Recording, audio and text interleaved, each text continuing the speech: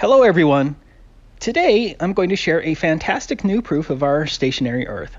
This proof comes from a mechanical engineer who goes by the name David. To the best of my knowledge, David is the sole discoverer of this mathematical proof, and I'm only here to share David's information with as many people as I can. Again, my email is tabooconspiracy@gmail.com if you'd like to share your expertise or inside information. Now, David is a flat earther, but what we'll be presenting today deals mostly with proving our Earth is stationary. But discovering our Earth does not rotate at 1,000 miles per hour is a necessary step for most truth seekers before they can accept flat Earth. It was for me, and the hired liars will fight against this information tooth and nail. But before we get to David's proof, I just wanted to make a quick point. For me, proving a stationary Earth is quite simple. According to mainstream science, the Earth is spinning at the equator at the supersonic rate of 1,040 miles per hour. That's about as fast as this jet appears to be flying. But this is Felix Baumgartner. According to Wikipedia, it took him 2.5 hours to get up to 128,000 feet in a balloon. If the ground was spinning at 1,040 miles per hour, as claimed by mainstream science, then Felix Baumgartner should have landed over 2,000 miles away to the west over the Pacific Ocean. Instead, Felix landed 43.8 miles east of his launch site. That's the wrong direction.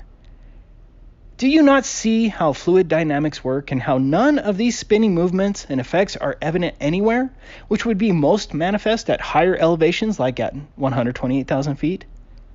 I don't know why that one is so difficult for people to understand, but thankfully we have David today to give us a new mathematical proof that cannot be denied.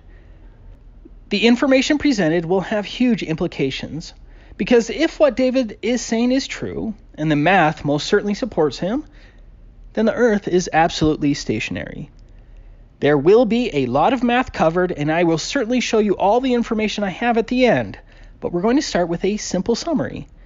In this case, David agreed to make a quick audio introduction. Hey guys, my name is David, and I'm a mechanical engineer. Other than that, there isn't anything super special or noteworthy about me. I remember almost to the day that I became interested in flat Earth, immediately following the Las Vegas shooting in October 1st, 2017, I knew something was off. This led me down a number of rabbit trails, including 9/11, JFK, the moon landing, and then the biggest lie of all. It was so much easier back then to find information and videos on all these topics before the huge crackdown of censorship recently. It was probably about 6 months ago that I began really pondering specifically the proposed motion of a spherical Earth, and something just didn't sit well with me. It wasn't until I put pencil to paper that I realized something rather immense. And here it is in a nutshell. Having a background in engineering and modern physics, I began breaking down the forces that would act on all masses on a ball Earth. Of course, we have the force of gravity, which we're all familiar with, but trying to think critically like a good college-level word problem, was there something else, some other force or forces that I wasn't thinking of? And the answer is yes. Let's assume, and every ball earther would agree with me, that every mass on planet Earth is being pulled exactly to the center of the Earth, which would be the center of all the masses around us in essence. Now imagine any point on the ball Earth and picture that point spinning around the axis of rotation of the Earth. No matter which point you pick, with the exception of exact north or south poles, all of those points have the same path. In other words, depending on your location, you may be closer or further from the axis of rotation, but every person and every mass is going around the axis with uniform circular motion. Again, any given point is spinning in a flat circle around the axis of rotation of the Earth. This means that there has to be a centripetal force that has a tendency to fling you in the opposite direction of the axis of rotation. Not opposite the center of the Earth, but opposite the center of your own flat circular path. If we are to believe a ball Earth, then of course we know this force would be small and wouldn't overcome the force of gravity. So of course I'm not arguing we should be flying off into space, if that's what you want to call it. But as it turns out, this force is not negligible. This has huge ramifications because what it means is that everything on the spinning globe should be pulled, however small, to the equator. A tendency to flatten out due to the spin and gravity always pulling you to the center. Mainstream science actually acknowledges this phenomenon because they themselves say that the Earth is oblate and bulges at the equator and has less of a circular diameter pole to pole because of this. And yet, I have never once heard that masses are pulled to the equator. So to summarize, we are supposed to believe that uniform circular motion or spin of the Earth is powerful enough to smush the ball, yet we can't measure even the slightest force of pull toward the equator. Thank you guys for listening, and I just urge everyone out there to think critically and do your own research. Now, let's read David's summary on the topic. The Earth does not spin. Uniform circular motion is the motion of an object traveling at a constant, uniform speed on a circular path. When an object experiences uniform circular motion, it experiences a force known as centripetal force. Textbooks denote this by showing an acceleration vector pointed directly at the center of the circular path. The mass itself experiences this force as the tendency to push it away, directly opposite to the acceleration vector pictured above. You can relate to this experience by thinking of when traveling in a car around a tight circular bend. Your body is being pushed away from the circular path by centripetal force. Consider the following diagram. Neil deGrasse Tyson is depicted here on two different circular paths. Facts. 1. If you believe in a ball Earth, then you have to concede that due to the spin of the Earth, the paths, highlighted in red, are the paths you would take if you were at either of those locations on the Earth over a 24-hour period. The arrows pointing at the center of the Earth in pink are the force vectors of gravity pulling Mr. Tyson to the ball Earth. 3. If you believe in a ball Earth, then you believe in points 1 and 2. Since you agree that the red highlight is your path in uniform circular motion, then, based on the laws of physics, you must concede that there exists a centripetal force, however small, pushing you away from the center of that uniform circular motion. This is shown as a pink force vector in the diagram above, directly perpendicular to the axis of rotation of the Earth. Note, the center of uniform circular motion is different than the center of gravity of the ball Earth and changes depending on your location on the ball Earth. If you are on the equator, the force vector of gravity and the vector of centripetal force are exactly opposite. Thus, the centripetal force, being much smaller, is effectively nullified. But what happens when you are not at the equator? Centripetal force and gravitational force are no longer opposite in direction, and that's key. Centripetal force and gravitational force are no longer opposite in direction. As depicted in the diagram, the angle of this difference is based on how far you are from the equator.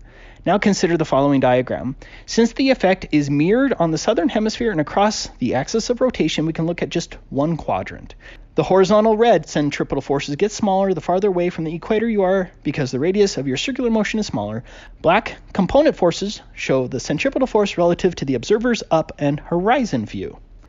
In other words, if we are spinning around a giant ball, we will have one component of centripetal force pointing directly upward from our perspective, which is effectively canceled out by the overpowering gravitational force in the opposite direction.